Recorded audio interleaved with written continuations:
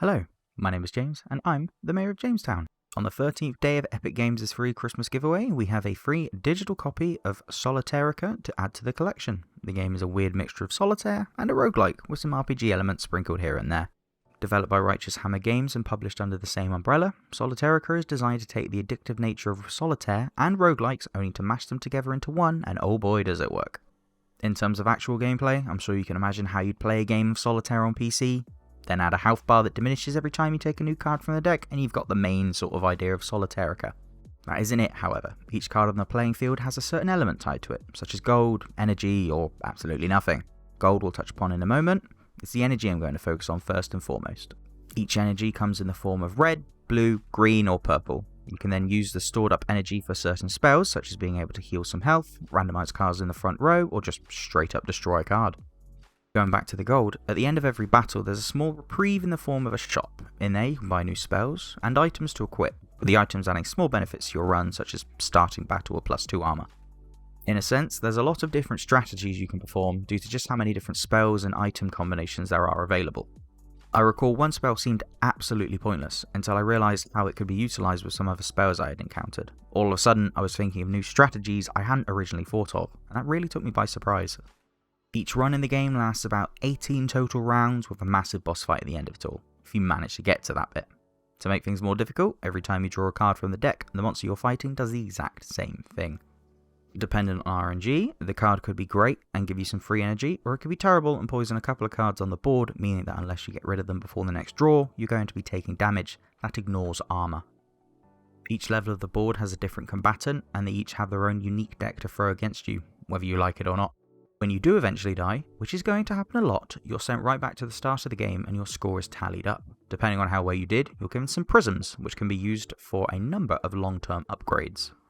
With these, you can permanently unlock a new deck, so you can change up what starting spells you have. They're also used to unlock more item slots, allowing for more items each run, and can even upgrade certain cards so that when you get them, they're that little bit stronger. Don't get me wrong, you won't be getting many prisms from each run, but it's nice to be able to work towards something even if you've just had the worst run of your life.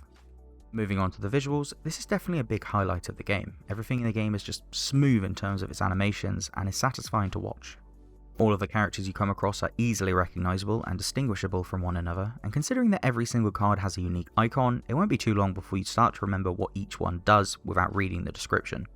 I'm a big fan of games with bright and vibrant colours, and that's something Solitairica has in spades. In terms of the visuals, at no point does the game disappoint. In terms of the story, this is another one of those games where there isn't really much to say about it other than the bare minimum that the game initially provides. You are a selected champion for the world of Myriad, at least that's what I think it's called. As of right now, the land is under the cruel rule of the Lord of Stuck, and it's your job to defeat him and bring peace to the land. How do you do that? By playing Solitaire, of course.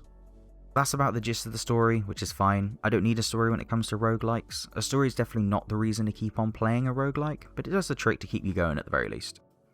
When it comes to the music in the game, I'm not too impressed with it. Mainly that was down to the fact that there simply wasn't any during the battles. When outside of a fight, the music is there and it's nice, but nothing too outstanding. Bizarrely enough though, the second I'd go into a fight, the music would just cease and I never could figure out why. Thankfully, on the other hand though, the sound effects are absolutely addicting. Easily one of my favourites is when you get a streak of cards, one after another. The little ding you hear kind of continues the crescendo. The sound effects never once got boring or annoying as I continue to play the game. While it's a shame about the music, I definitely have no complaints about the audio overall. In conclusion, Solitairica takes a weird combination of a roguelike with the classic game of Solitaire and somehow manages to make it a really engaging and enjoyable affair.